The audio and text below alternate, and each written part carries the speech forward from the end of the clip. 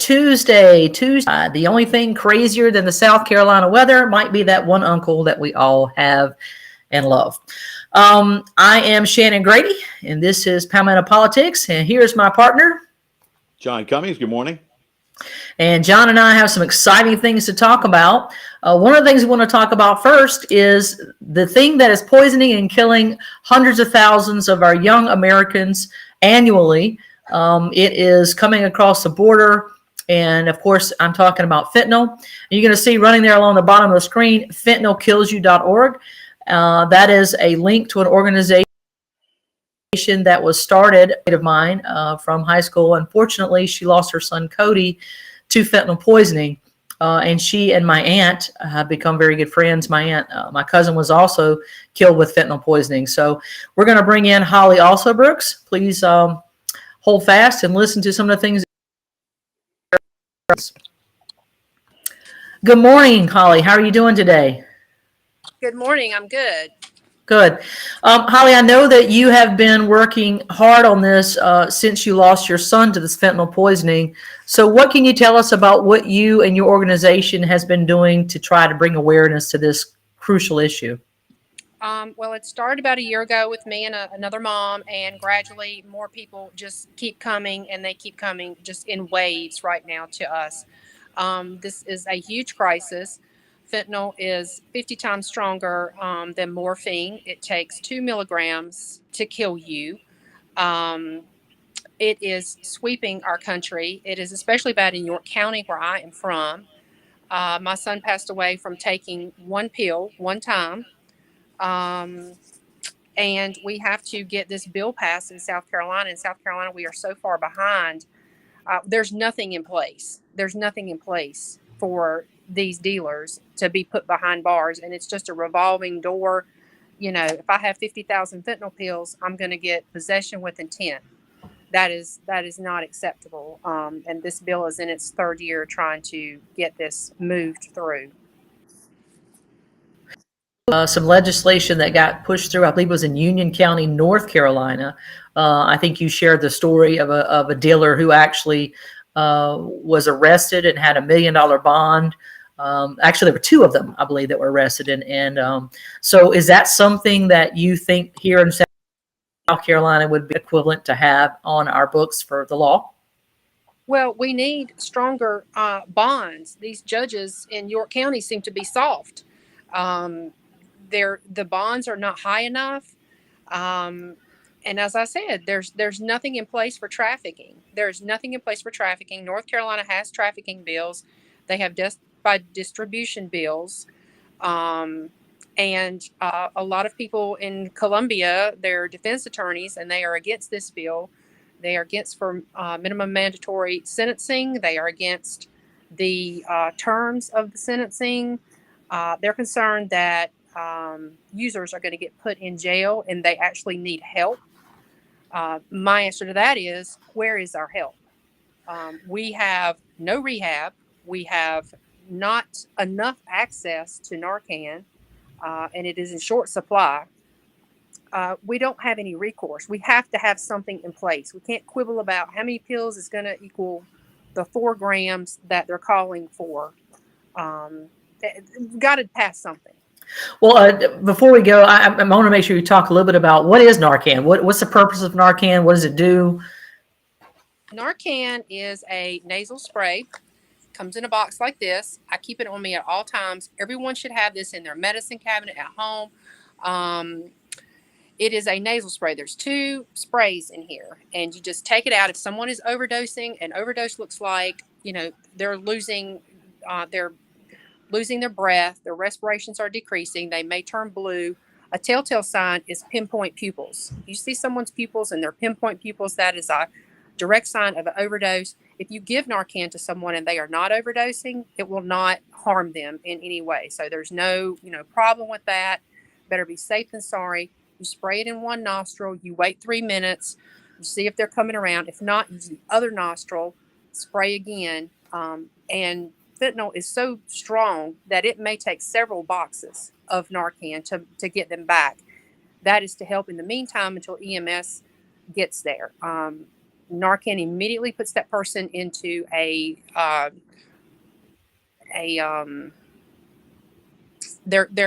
stops the overdose process. It stops the overdose process immediately, and they will actually like raise up, and it is not a good experience for them. So when I hear people say, "Oh, Narcan is only allowing these people to continue to use," to them I say, your child is laying on the floor, they're turning blue, they're overdosing. They're dying. Do you want to have Narcan, or do you not want to have Narcan? Answer that, and then we'll talk about how people use Narcan, because people that use Narcan, people that use fentanyl, do not want anyone to use Narcan on them. EMS arrives, they get Narcan, they're mad, they're angry because you've taken away their high. Right. And it is not a pleasant experience for them to come to be Narcan. They're confused, they're mad, they're angry, they're not happy that you saved their life. So to think that this is a tool for people to continue to use, and it's some type of help to them, it keeps that person alive until that person is ready to get help. If it's your child, if it's your loved one, do you just want to let them die just because they use drugs? No, you want to get them to a place where they are ready to go into detox or go into rehab, and that may be a while. Well, and I think it's interesting that with Narcan, I know both your son and my cousin Adam were both killed from one single pill. They'd never taken anything with fentanyl before. In Adam's case, he was bipolar. He was very distressed over some incidents that occurred with family, and he and his mom actually tried to get a legal prescription for Xanax. Well, the doctor wouldn't give it to him, so he was having a manic attack, and so he reached out to someone he thought was a friend and said, "Do you have Xanax?" That person said, "Yeah, I got Xanax." Well, it wasn't Xanax, it was fentanyl. So in that case, people often assume has overdosed on fentanyl that they are some rabid drug addicted person. But in many cases, this is their first time, or they're taking something that they believe is Percocet. They believe it's, Xanax. They believe it is something else. They have no idea that it is fentanyl. And so Narcan is basically a life-saving mechanism, particularly useful for those individuals who, if they had known they were taking fentanyl, they wouldn't have taken it. To me, I liken it to playing Russian roulette. And John, you can speak on this because you were in law enforcement. When you were in law enforcement, fentanyl was not even a thing that existed. But what would have been of your approach at the time? Now, he was in law enforcement in New York City, so you had a different take with drugs and overdoses. So what were some of the experiences you had? It was different back then. Sorry about that feedback. It was so different back then because it was the crack epidemic, and the thing with crack was if you had some, as soon as the high wore off, which was pretty quickly, you had to go back and get some more, which Right. was what caused the spike in crime. But that was a totally different ball game. But this is just awful. And I was wondering, Holly, as far as your group, have you had interaction with the federal representatives? Because there is talk that they would like to introduce bills federally that would make the cartels terrorist groups.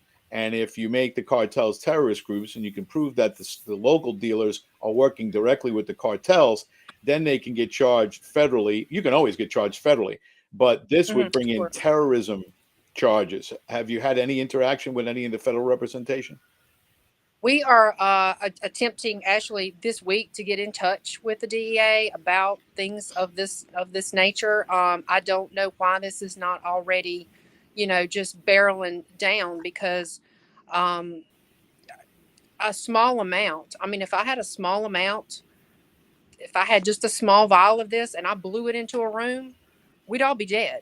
Yeah. It should be considered a weapon of mass destruction. Now, was it Lindsey Graham at one of your meetings that you attended in York County, Holly? Yeah, he was at, they had a huge bust in Lake Wiley Clover area. I think it was 65 pounds of fentanyl.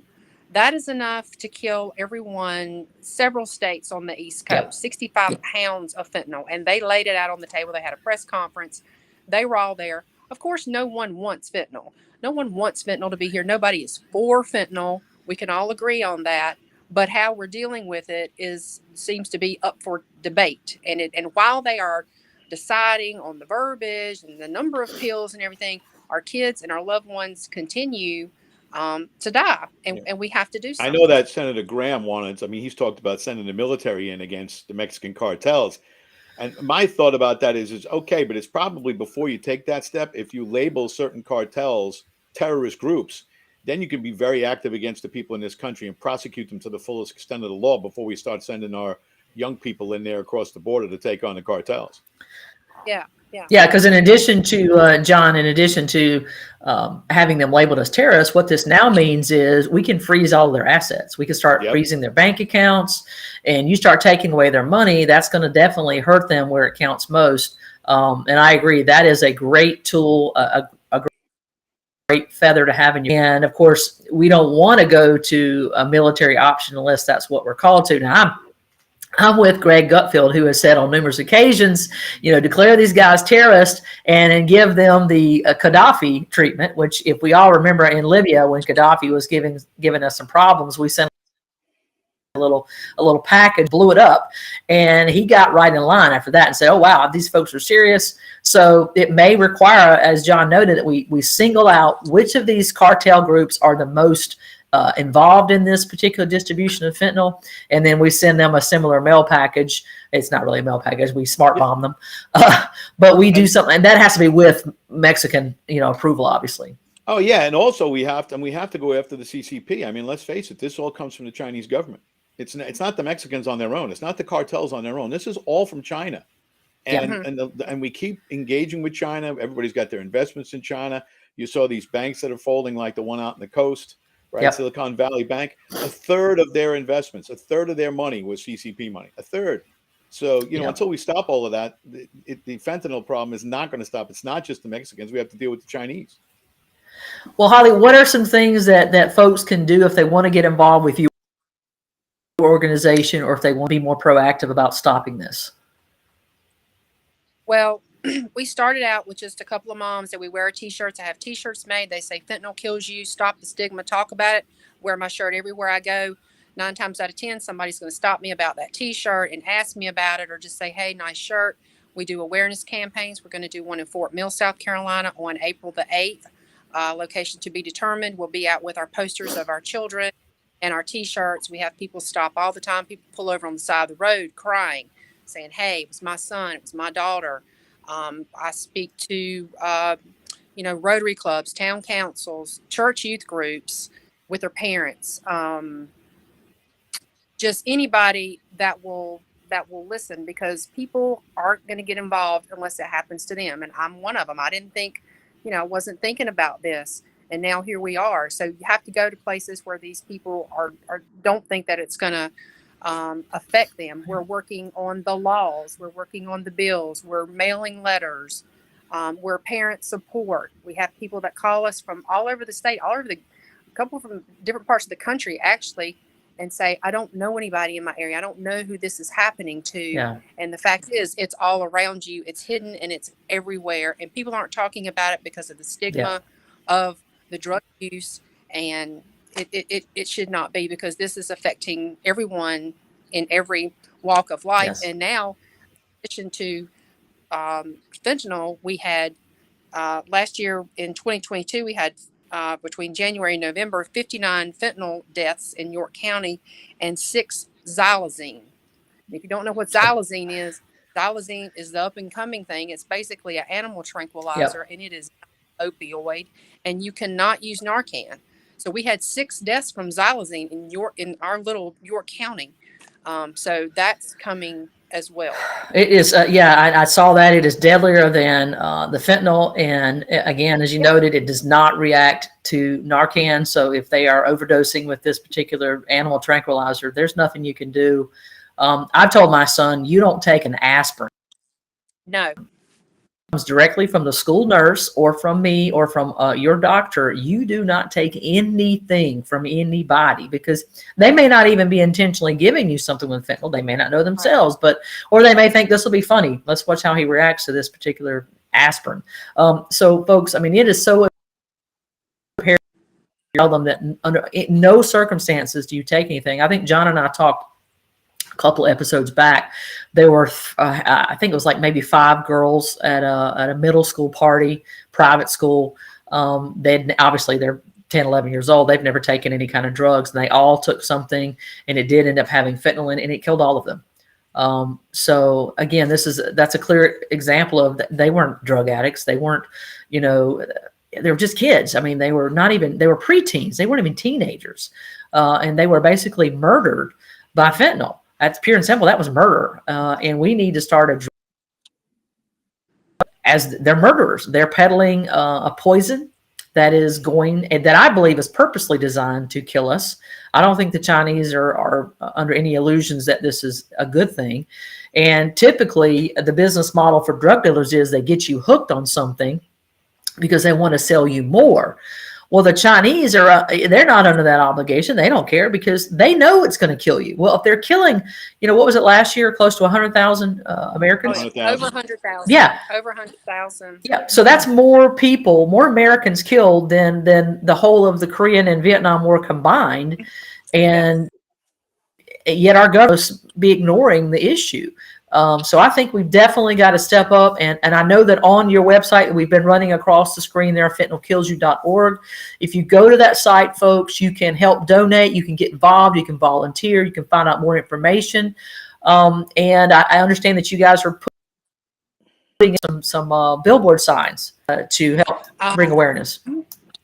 We're doing some billboard signs. We're doing one in York, and I had a wonderful friend graciously donate a billboard on 77 near Charlotte going towards Lake Norman, a digital billboard. So things are ramping up, and we are, trying to create as much awareness as we can, because again, this thing is going on in the middle school. Like you said, the kids are coming to school with candy, and there's THC in it. There's fentanyl in it. If your child is vaping, you need to get them counseling. You need to should not ignore these things. And you have to talk to your kids more than one time. You just can't assume that, everybody knows not to use drugs. Sure, everybody knows not to use drugs, but it is a different world now. You cannot experiment anymore like back in our day when people were just doing a little bit. No more recreational drug use. Right. Yeah. It is not. It is in 4 out of 10 pills, the DEA says are at lethal doses. Oh my Every God. 4 out of 10 pills. So, we have people that are taking, we have people that have fentanyl poisoning that take the pill one time that don't know what's in it. Right. But a lot of people now are totally addicted to it. They may be taking 60 pills a day. 60 pills a day. God. Your tolerance builds up. This drug is extremely hard to get off of. There's no more heroin deaths. We have like 4 heroin deaths in a year. Wow. The deaths aren't coming from that anymore. The deaths are all fentanyl, and people are just hooked on this drug, and it is a beast. It is a beast. It is unlike any other thing that we have. We used to think heroin was bad, and meth was bad. Yep. And of course they're bad, but you're going to die from the first time, possibly, from taking. Yeah, and I think we really have to encourage prosecutors, even in the revolving door justice system up in New York, which is, it's the worst of the worst. We had a young man locally, son of a friend of mine, who was clean for a while. He's doing a really good job, back to work, got his life together. And then he was out, took a pill, and died, like you said. And the friends that he had gave up the drug dealer. And the drug dealer was convicted of murder for selling him the drugs that killed him. That's an angle that the prosecutors have to go after. That you have to find these drug dealers, and if they know directly that this is the person that sold the drugs that killed someone else, they have to be prosecuted for murder, not just for dealing drugs, but for murder. Yes. And I would encourage all prosecutors locally to look into that, because if you can do it in New York, you can do it anywhere. Well, I have 50 moms probably, if not more. And guess how many cases we have open? None. God. 0. Wow. 0 cases. I know who the drug dealer is. Wow. I know who my son's dealer for the pills came from, and he is still out there. Well, Holly, one of the things I won't. You want justice. Stop until something's done. Absolutely. One of the things I'd like to offer to you is if you can give me the details of what it is there are a couple locations here that also have digital signs. I'm going to reach out, and I will personally get at least one of the billboards up myself, and maybe John and I can get some other. We're having a big meeting tonight, and perhaps we can get some folks to donate some money, because it's a couple $100.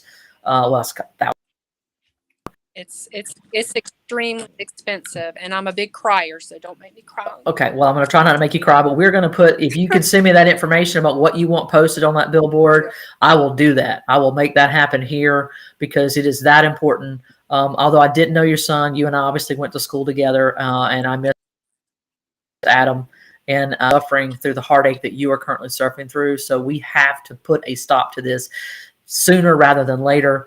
Thank you so much for taking some time out this morning, and what you're doing is definitely just a tremendous gift to the world, because you've suffered loss, and you're turning that loss into a powerful movement to save other people's children and other families from the grieving process that you yourself are going through. So I just want to thank you and all the members of your organization. Yes, for my fabulous mom. So many people are giving of their time, talent, and service to help, promote all of this. I have a fabulous group of moms behind me, your aunt included. Just I couldn't do it without them. And we are a tremendous support for each other. And I have met wonderful people, and we are forever bonded with this now. And there's so many other parents out there. So if anybody, wants to reach out to us, feel free. Yeah, I know you're also on Facebook. So if they go to Facebook, they just look for Fentanyl Kills U, and that will get you. It's FKU Fentanyl Kills Yep, U. FKU Fentanyl Kills U. Please look them up on Facebook and get involved. And Holly, we want to thank you so much for taking the time to come and speak with us today about this extraordinarily important issue. And please send me that information, and we'll get that taken care of here in Horry County. God bless you, and we look forward to talking with you again in the future, hopefully with some positive updates. Yes, thank you so much. I appreciate it. Thank you. Bye-bye. Wow, that is I have a 15-year-old son, and he almost looks at me now like, Mom, please stop. But I do almost once a week. I'll say, Sean, remember, you don't take anything from anybody. I don't care if they tell you it's candy. You don't take any kind of pill, period.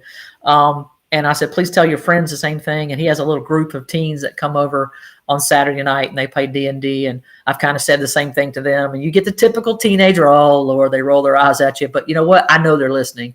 I know they hear what I'm saying. So we definitely want to continue to push this. And we have to really advise everybody, if you're out socially and you're at a bar, don't put your drink down. Don't lose sight of your cup or your glass, because it's not beyond someone to just drop something in your drink. I mean, we went through that whole thing up in New York with the date rape drug for a while. Yep. I had a great conviction. A friend of mine owned a pub a while ago, and he was one of the first people to put cameras in, and nobody knew that he had cameras in the bar. And the reason he had cameras in the bar was for exactly that reason. And they ended up prosecuting and convicting someone because they had him on video dropping the date rape drug into someone's drink. So, there's nothing that says that can't happen to you with fentanyl either. I mean, there's some crazy people out there. So if you're out socially and you think you're above this, you're not. So keep track of your cup, keep track of your glass. Don't put it down. Don't turn around. Always keep your glass right in your hand, because there's some crazy people out there. And like you said, there can't be any type of stigma that comes with this. This can happen to anybody at any time. You don't have to be. You don't have to be a drug addict to get involved in this. As you said, somebody can spike your drink. You can drop something in your drink. You can just take a pill that wasn't prescribed to you, and that's it. This is a different animal. It's a type of terrorism being foisted upon us by the CCP and the Mexican cartels, and it's a direct attack on the United States of America. You can't view it as anything else. And I think the sooner that our federal representatives, congressmen, senators, et cetera, get involved in this, as far as deeming them a terrorist group, the cartels, the quicker we can have a resolution to this. Absolutely. And speaking of resolutions and getting things done, I think one of the reasons why we're not seeing fentanyl issues, because we have a serious crisis of leadership in our supposedly supermajority GOP state legislature. Last night they met, and they had a lengthy session. I think it wrapped up close to midnight, and the Freedom Caucus chairman on and give a short video update of how the day went. And one of the things that he noted is that there was a particular bill, it was an amendment to a bill on the budget. They did some research and found out that most of the state-supported universities, not most, I think all of them, were in some way, shape, or form spending millions of dollars to teach DEI. So I don't understand how it can be, and that's diversity, equity, inclusion. It's a Marxist concept, and it partners quite well with ESG. Something else when you talk about the VW Scout plant coming, that is a very ESG centrist group, and that is environmental social governance. And again, that's a Marxist concept. And you were just talking about the bank in Silicon Valley, and what can we say about that bank? They're up to their eyeballs in that. And, you know, that bank was insolvent in the last quarter of 2022. So this isn't like they didn't know this was coming. The regulators knew about it. They did nothing about it. And as you said, so many of their top people in that bank were just basically focused on, you know, diversity, equity, inclusion, and ESG, that they forgot to watch the margin.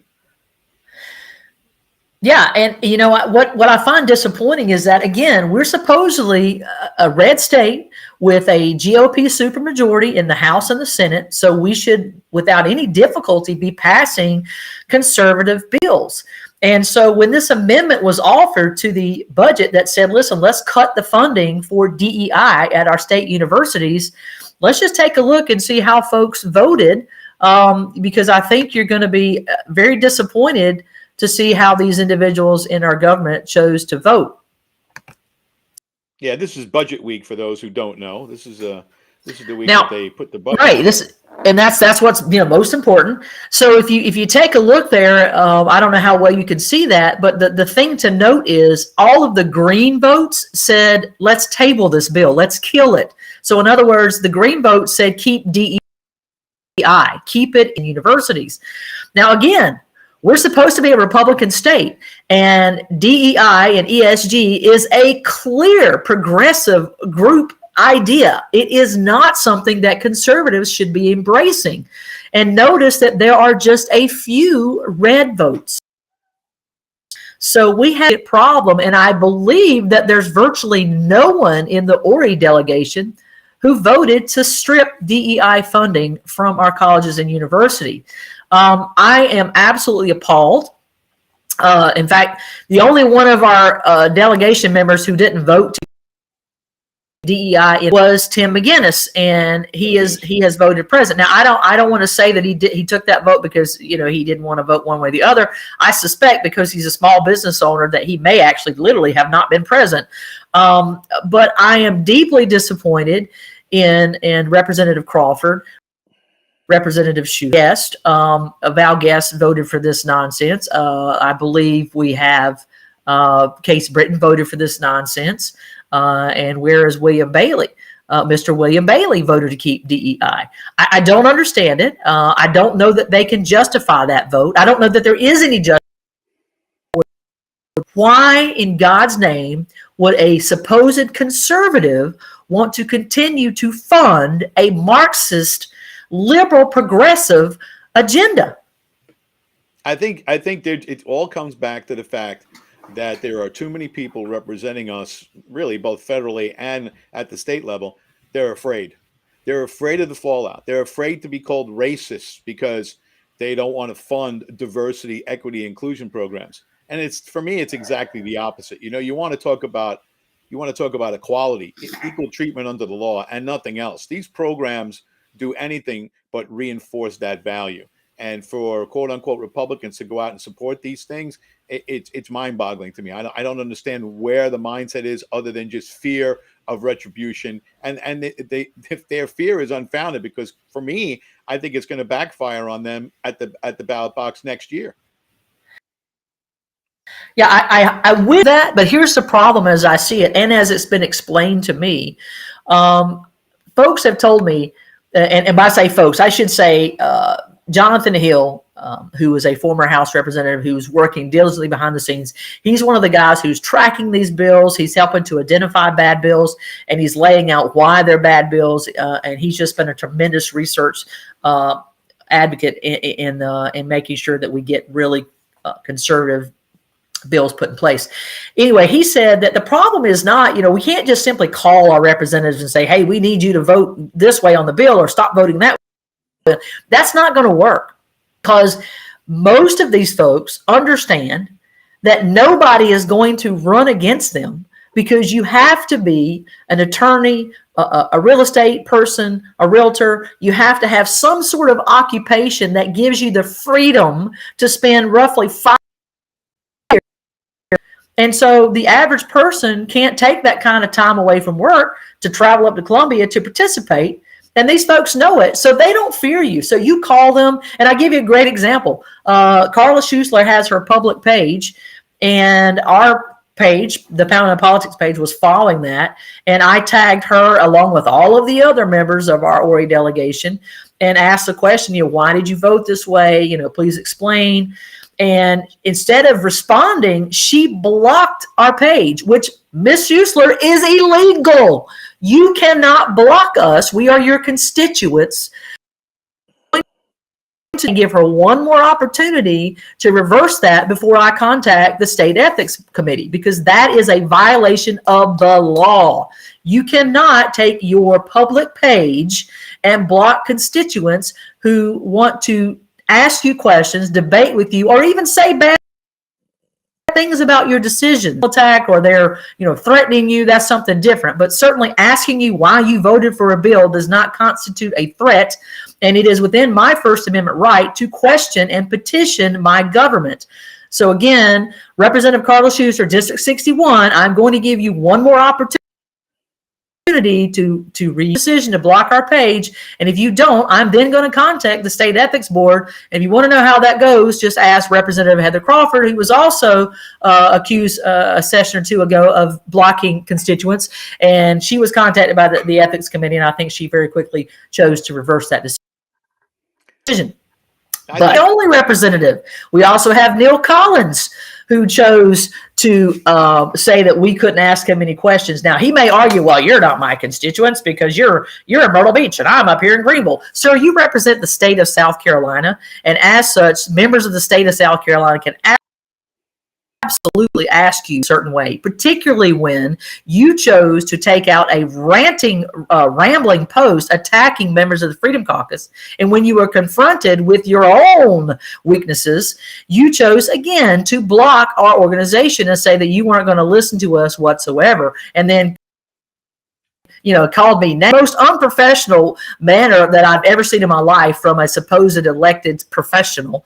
So Mr. Collins is going to get the same exact opportunities as Ms. Carla Schusler is going to receive. And if he does not reverse his decision, then we'll be contacting the state ethics board. And if that doesn't work, then I'm going to contact legal counsel and get some things put in motion in that manner. Yeah, you were going to say something. Yeah, we keep saying that we're a red state, but we all know that we have a purple legislature. I think this state probably has the biggest disconnect between the representatives and the constituents than any other state. I mean, it's becoming more and more obvious to me. If you go out and took a poll, if you just went and talked to people on the street, constituents, and you asked them about these bills, they would vote 7, 8, 9 to 1 against. And yet we have these quote unquote Republicans in there representing us, and they vote the way that they want to vote, or they vote the way that the party wants them to vote, the uniparty, if you prefer.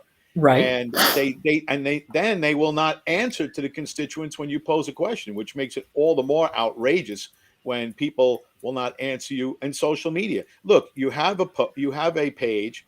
It's your representative page. You have to if you're not going to do it, have someone man the page and answer up. If it's your personal page, fine, no problem. I get that. That's not where that belongs. But it's your professional page. You represent us, all right? We the people. And if you're not constituent driven, well, then you shouldn't be there in the first place. Because you're a representative of the people. John, the other thing that frustrates the decision to vote to keep DEI in the colleges, the funding for this, is that we are in a crisis in our law enforcement agencies. As we just had a guest on talking about the fentanyl issue, part of the reason why they're not getting any traction with dealing with these dealers and this poison is because they lack resources. It was made by members of the Freedom Caucus that, listen, guys, we could take some of this funding that's being wasted on DEI and take it and transition it to help our law enforcement with things like new radio systems so they can communicate and be safer when they're performing their duties as officers of the law. Well, that can't happen because our wonderful Republican legislator chose to keep the Marxist DEI, and they don't really give a crap about our law enforcement. And that's very clear by the fact that they didn't strike this from the budget and transition that money into a much more needed area. So, folks, if you are not on in a state legislature, you are really missing one of the most crucial elements of how our government functions. Because let's just take a look at our two state senators, okay? Lindsey Graham and Tim Scott. Anybody want to guess where they got their political starts? In the legislatures, okay? So a lot of these gentlemen and women start off working at the state level. Maybe they start off like Tom Rice. Tom Rice was on the county council. He was the chairman of county council. And then he made his way into the Congress. So if we could stop electing these people who mask themselves, masquerade as conservatives, if we can stop them at the local level, they'll never make it to the federal level, and we won't see some of the nonsense that we see taking place in Washington, D.C. But it begins in Columbia. And you know what the talking points are going to be, and they're going to basically beat the Freedom Caucus over the head with this, is that the people of the Freedom Caucus voted to defund education. That's of course. That's going to be the talking point. So the quote unquote Republicans, I call them squishy Republicans, they're going to say, look, these people want to defund education. No, they don't want to defund education. They want to take out unnecessary programs that have nothing to do with education, and they'd like to reallocate the money towards law enforcement or other better uses. And if you can, but that won't be the headline. The headline by the complicit media all over the state and all over the country is always the same. These people want to defund education. It's like President Trump coming out last night, and he's talked about it before, about getting rid of the federal Department of Education. So they come out and say, well, he's against education. No, it's not against education at all. It's just that the federal government, look, constitutionally, they have no role in education. It's one of the reserved powers of the Constitution. So, I mean, it's always the same. They're always going to look at it, twist it, and then get their complicit media to come over and beat you over the head with it that you're not pro-education when the opposite is the case. Well, in fact, I would say, John, that it's not defunding education, it's defunding indoctrination. I don't want my child indoctrinated. I don't want them to believe that the color of their skin is going to determine whether they're an oppressor or whether they're oppressed. I don't believe in any of that nonsense. I actually believe in the things that Dr. Martin Luther King said, which he wanted his children to be judged, what was it? By the content of their character, not the color of their skin. And so everything that DEI and ESG, all these things stand for, flies in the face of what it is, the civil rights movement. Now, I'll get flack just because I'm privileged, because I'm white. Well, I don't buy into that. Thank you very much. But I do know history, and I do understand how our country transitioned from one thing to the next. And I think, John, you share that knowledge, because we both so the idea that we have to have some sort of diversity, equity, and inclusion in our schools is absurd. And it certainly, as you said, John, if we were to pose this question to the people of South Carolina and say, do you want to give millions of dollars to teach DEI, or do you want to give those millions of dollars to help hire additional police and to make proper equipment to do their job effectively? I don't think it's a no-brainer.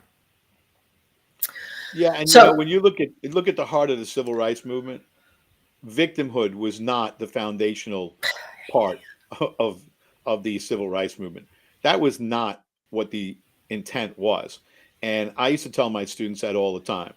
If you want to be oppressed, feel oppressed.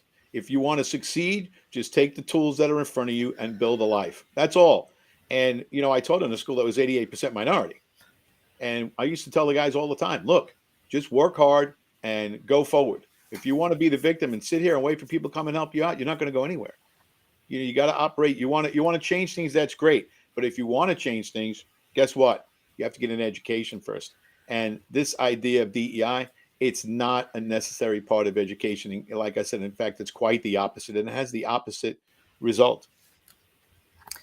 Yeah, let's talk a little bit about ESG, because we have a major budgetary issue coming up. They're going to give $400 million to entice the Volvo and Scout company. Volkswagen. I'm sorry, I say Volvo. I meant Volkswagen. Volkswagen and Scout companies to come here. One of the issues I have with it is, of course, this is a strong ESG corporation. I mean, they believe in it, they live it, they breathe it. These vehicles are all going to be electric vehicles. Now, the funny part is most of them are trucks and all-terrain vehicles. Well, John, let me ask you a question. Sing through the backwoods of South Carolina, and or maybe you're up in the mountain areas. What are the odds that there's going to be a electric charging station? Yeah, probably pretty slim.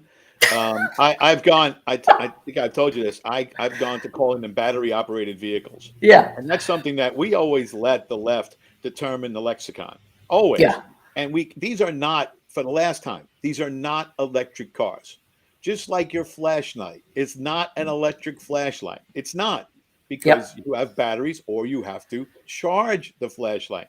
So unless you have an extension cord that's very long, it's not an electric vehicle. All right, it's not. It's battery operated, and you need to get the charge from somewhere, and the charge comes off the grid. And our grid is antiquated, it's overloaded, it's failing, and yet they want to add more and more and more vehicles to this grid, it's just insanity. And in the long run, we all know that it doesn't make the planet any more green than using natural gas or any type of oil-based products. We all know that because of the things that have to be mined in order to get the necessary chemicals and properties to build these batteries. And then, of course, when the car is done and the batteries are done, what do you do with the batteries? Yeah. It's all a big shell game. That's all it is. It's a big shell game. It's a con. It has nothing to do with greening the planet. Everybody knows it. It's just a moneymaker. It's crony capitalism at its worst. And they're going to hand this company, Volkswagen, a check for $400 million of our hard-earned money. And anybody who votes for that needs to be voted out of office, because guess what? We don't give our permission to handing $400 million to a predominantly foreign-based company. Period. Case closed. Yeah, and it doesn't end with the $400 million. They're giving that in cash, and then they're going to give them over $1 billion in other deals. I'm a small business owner. I would love to have $50,000. If I were given $400 million, I could open up stores all over this state and employ just as many people. You know what? We wouldn't be DEI and we wouldn't be ESG crazy, because, folks, just what John said, a great point is, if you haven't paid attention to what's going on in these countries that are mining the minerals necessary to produce these battery operated vehicles, you need to take a moment and check that out. These are children. They are being killed. They're dying from contamination. They're being overworked. In some cases, it's basically slave labor. Well, it's not basically, it is. It's slave labor. And I don't understand how companies who claim to have a high score in their ESG, which is, again, environmental, social, and governance, and you have this particular industry is highly reliant upon child labor, slave labor, and it is destroying the environments. Absolutely. God, it boggles the mind. And the other part of this, too, is that, South Carolina, to their credit, they've done a good job of creating an environment where businesses are going to come to. We attract businesses. We attract big businesses because the tax structure is such that people will look to come here, relocate their businesses. And that's good. As we've talked about, that's the government's job, is to set the table, not just for we the people, but for businesses as well, so they can succeed. And if you're the South Carolina government and you have to give even more tax breaks and a check to private industry, well, then guess what? It's not your table is not friendly enough. You didn't do a good enough job of setting up the structure so that they have the incentives to come here. You shouldn't have to give them additional incentives. And this goes back to, when I ran up in New York, one of the big issues was the fact that my opponent, Congresswoman Ocasio-Cortez, was against bringing in Amazon. If you probably everybody knew that story. It was like 25,000 jobs, and they were really high end jobs. They weren't a we the people job. There isn't anybody sitting here out of us two who could get one of those jobs. They were all jobs that were like 125,000 and up. They were high end tech jobs, and that's fine. But what that was going to do was bring a lot to the community. But the buried lead in that whole story was that then Governor Cuomo, was for the tax breaks. And Mayor de Blasio was for the tax breaks, and Congresswoman Ocasio-Cortez was against it. So the buried lead is that Cuomo and de Blasio were admitting the fact that the environment that they had created was not good enough to attract business, that taxes were too high. So they had to bring them down to bring Amazon in. Well, then guess what? It's the same for South Carolina. If you haven't brought business taxes down low enough to attract a company like Volkswagen, you haven't done your job. You shouldn't be extending additional tax credits in addition to what we already created, and then a check for $400 million on top of that. Guess what? Lower the entire rate for everybody so everybody comes in. Don't pick and choose. It's not your job to pick winners and losers. That's what gets the government in trouble. That's what gets our economy in trouble, and that's what ends up basically causes we, the taxpayers, to be, eye deep in debt. Yeah. The way I see this, John, I see this as a reverse bailout. We're not waiting for this company to fail. Billions of dollars, essentially, to ensure they don't fail. But you're giving them our money, and you're not asking me if I'm okay with that, because, frankly, I'm not okay with that. This whole idea is absolutely atrocious. And, again, it speaks to the fact that we do in the state of South Carolina. These folks are manipulating the voters to convince them that they are conservatives, when in fact they are anything but conservative. And I know we've done some background on the Ori delegation to talk about their voting record, but I think you did a little bit of research, senators, to talk about, folks, you need to know the scores. Like I was mentioning Neil Collins. I looked him up. Again, he is from District 5, so he represents the Greenville-Pickens area. And Neil Collins has been in office since, I think, about 2015, and he has a 51% lifetime conservative voting record. Folks, anything below 80% is not conservative. It is, and 51% is borderline liberal. I might call him a moderate, but really that's pushing it. No, he's a liberal, okay? Because I think 79 to 60 is considered a moderate. Anything below 60 is a liberal. Anything below 40, you're just a Democrat. So what did you find out for us, John?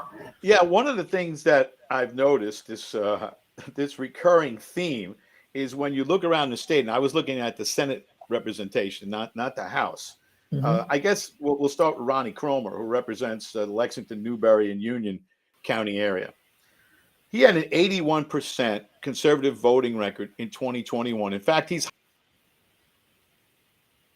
top of the CPAC, Political Action Committee, that rates everybody. So he's at the top of the page. He gets a gold star, 81%. But his lifetime record is 42%. Wow. So for that year, for 2021, he was 81%. Ross Turner, he voted 75% 2021. That was his conservative ranking. He's in the Greenville area. Lifetime, he's at 53%. Same for Daniel Verdon III, 75% in 2021. Lifetime, 53%. And then Thomas Alexander, 71% in 2021, 39% lifetime. So what does that tell you? It tells me that these representatives know that the CPAC ratings are just about a year behind, because when they go through everything and they give you your rating. So they ran in 2022 knowing that their 2021 ratings had just come out. Well, then what do they do the other year? They must vote. If you think about it, if you're going from 42 to 81, what are you doing the rest of the time? What are you voting in the 20s? Have to be. Do the math, right? I mean, at least you have down in Charlton, Dorchester area, you have Sandy Sen in District 41. She voted 43%. She's a Republican, voted 43% in 2021. Her lifetime is 37%. Well, at least she's consistent. Yeah, well, at least we know where she is. She's voting. She's okay, fine. She is who she is, and she's voting 43, 37. At least that's close. But to yeah. be at 81% for a year, but lifetime 42%, well, something tells me that they're really keeping an eye on the polls. So when this rating system comes out and they get to run for office, they go, hey, look, I'm 81%. Meanwhile, your lifetime is at 42%. That means to me, mathematically, you're in the 20s and 30s the rest of the time.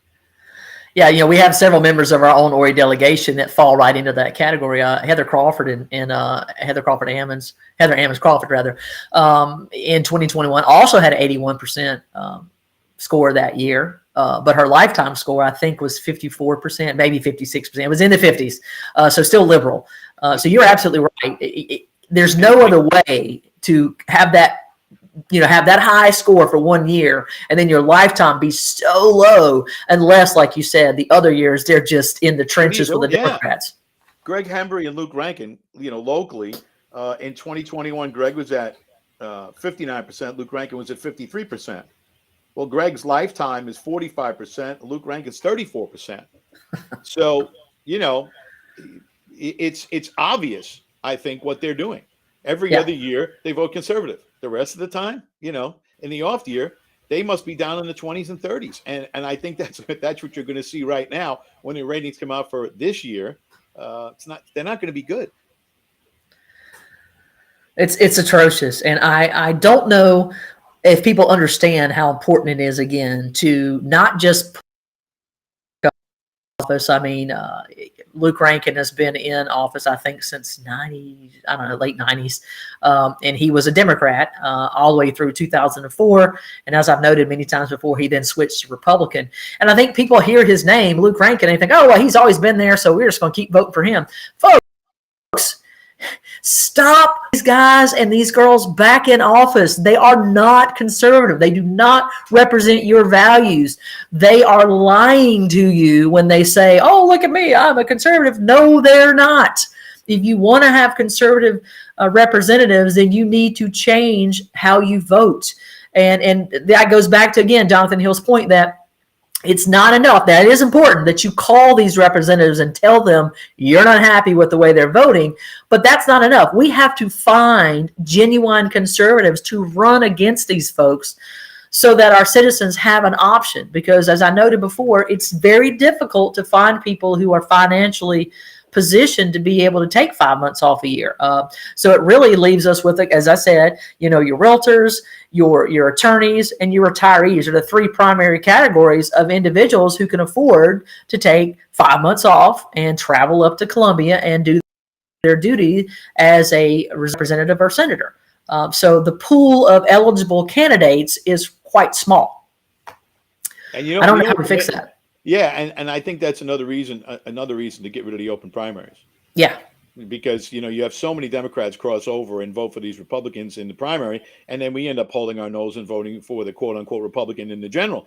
And I hate to harken back to New York, but so much of my background is there. Yep. In New York, it's different because you register with party, but there are quote unquote third parties there. Now, I'm not saying there should be a third party, but one of the third parties, and probably the most powerful third party in New York, is the Conservative Party.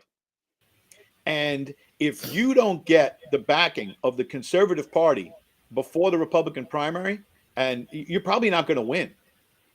So the conservatives do kind of push the Republican Party, even though it's a small party, they do wield a lot of power. And it was just proven in that last election. The only reason that the United States House of Representatives is Republican now is because of New York and California, of all things. But a big part of it is in New York because they took 5 seats there. And if you look, all of the 5 reps that won, they all had the backing of the Conservative Party. Wow. Sometimes I get so sort of deflated and depressed about what's happening in our state, but I want to give a little bit of hope to folks, because I know in Ori, and I know in York, and I know in Greenville, and I know in Spartanburg, and counties all across the state, there are members are capable of that conservative beacon for that particular area. And I know that because we've seen that with our South Carolina Freedom Caucus. We've seen that with folks who've said, look, we're going to stand for what's right.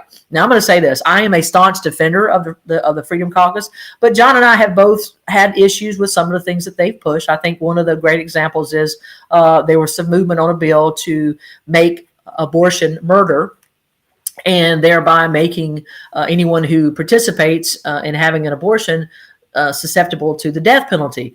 I don't agree with that. I think John and I both are on the same page. That is a bridge that's, and I believe in protecting all life. And I know, John, you are in the same vein there. So of course there's a point that we disagree. I don't think you should take another life because they had an abortion and took a life. That is not the way that I think we should function as a government. So anyway, so we don't always agree with everything they say, but 5% or better, their positions are more aligned with my thinking as a conservative and as a Christian than anything we're seeing from the liberal members of our Republican Party. Yeah, I think it just comes down to the basics. I think the Freedom Caucus, they're small government people. They want the government to do as little as possible. And I mean that in a positive way. And everybody else, Republicans and Democrats, are big government. And they think that if there are issues, that the government can fix them, when more often than not, the government is the problem. And if you get the government out of the way, we, the people, will fix them. I think that's the big difference between the Freedom Caucus and the Republicans and the Democrats that dominate Columbia. And I think that has to change. And I think the thing that's going to change it is that you have to convince people who I believe are conservative at heart, who are in the Republican Party, that they can't serve we the people based on fear. This whole idea that you're going to be called a racist, you're going to be called, and you're going to have all these fake memes go out against you. It doesn't seem like it's bothering the people in the Freedom Caucus that much. So, put on your big boy pants or your big women's pants and put them on and say, hey, you know what? This is what I believe in. This is what my constituents believe in. So I'm going to vote that way. Don't just look to the crowd and say, how do I vote? Do your own thing. And eliminate fear from your thought process. And that comes from, I have to applaud the Freedom Caucus, because one of the things I really love about Morgan, Representative Morgan, is that he frequently posts to this page. He does the video updates, and he gives an opportunity for his constituents to respond to him and say, okay, we're with you on this, we're not with you on that. And so he's taking that feedback, he's putting out information. The only member of our caucus here in Horry County that has done anything akin to that, and Representative Bailey will put out sort of a weekly, here's what's going on, but even he has not done a very good job of communicating, certainly with the voters, about how things are being done in Columbia in terms of votes. And the other members of our delegation, I don't see anything from. I've seen a very few posts from Heather Ammons Crawford. So I would say, William Bailey is first, and then Heather Ammons Crawford is second. I don't think I've seen anything come out of Tim McGinnis's page. I mean, we're following them, so nothing seems to be popping up. So I'm disappointed. There should be opportunities doing, town hall style, Facebook town hall style meetings where they're giving their voters an opportunity to ask questions about bills that have been presented to them, and actually representing the people. Representative Britton told me that his voters were a unique blend of voters. Well, when you knocked on the door to get them to vote for you, how do you know that? Are you asking them? Are you seeking their input? Are you seeking their impressions of the various bills and things that are being put forward? I don't know that you are. I don't know that you aren't. I mean, maybe he's making phone calls that I'm not aware of. Maybe he's polling them in that way. And I'm with you. I don't think that's her, but I do think that if you are a representative, who do you represent? The people. And so if you're supposed to represent our positions, our thoughts, our dreams, our goals, our ambitions, you can't know what those are if you are not communicating dialogue. Yeah, it has to be happening. I would strongly urge all representatives to engage somebody to be your social media person. Bring in an intern from a political science class, whether it be in Columbia or down here at Coastal or wherever. Mm-hmm. Bring in someone that can and make sure you work with them on a daily basis. put out a daily piece. It could be 10, 15 minutes. Doesn't even have to be that much. Just give a daily update. You can pay the person out of your budget, or you could just give them, internship credits, whatever it is. But work with local colleges, work with a young person, get them involved in the process. And for me, as a representative, that would pay off big time when it comes to the election process, because everybody can go, oh, that's my guy. I see him on Facebook all the time. I see him on social media all the time. He gives us daily updates. She gives us daily updates.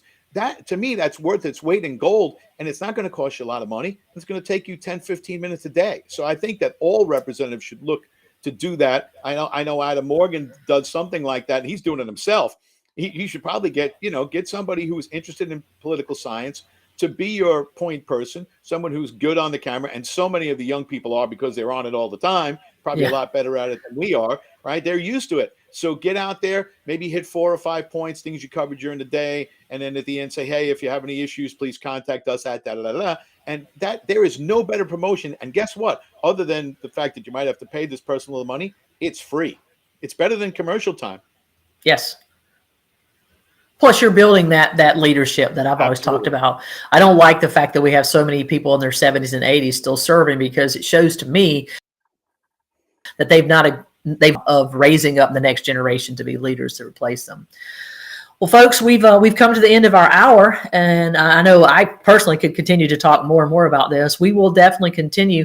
I think we may actually tack on an extra day to talk about some of these issues, because there's just so much to cover while the legislator's in session. So I don't know, John, you want to try to come back tomorrow morning and do another session to talk about more of the budget that's being discussed? Well, tomorrow I will be traveling, so that's right. Tomorrow I can't do it, but we'll see you Thursday, maybe next week. Especially like we talked about, these 5 months are extremely busy, and then in the summer it'll back off quite a bit. So maybe we will go to 3 days, but not tomorrow.